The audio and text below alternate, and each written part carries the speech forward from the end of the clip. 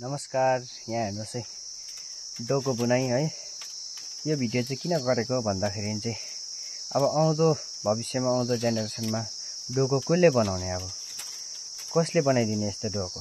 अब त छैन, कसैले जान्दैन अब। अन्त यो चाहिँ अब हामीले पनि सिक्नुपर्छ यसलाई चाहिँ, यो डोको चाहिँ। अहिलेसम्म कम्पनीले डोको त बनाएर दिएको छैन लाबरको होइन। डोको त हाम्रो यही हो, चोयाकै डोको हुनु पर्यो मजाले। अहिले चोया काट्नु त जान्दैन मान्छेले, डोको बुन्न त परै छोडिदिउँ। अनि यो चाहिँ अब डोको बनाउन चाहिँ हामीले नै सिक्नुपर्छ। अन्त हामीले नै सिकेन भने पछि अब कसले बनाइदिने डोको? डोको त अब त सकिन्छ, सबै बुढापाकाले मात्रै बुनेको देख्छु जहीँ पनि, जति पनि 60देखि पार भइसकेको है।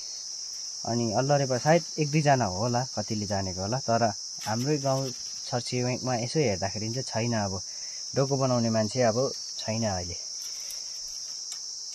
अब हामीले चाहिँ सिक्नुपर्छ यसलाई चाहिँ।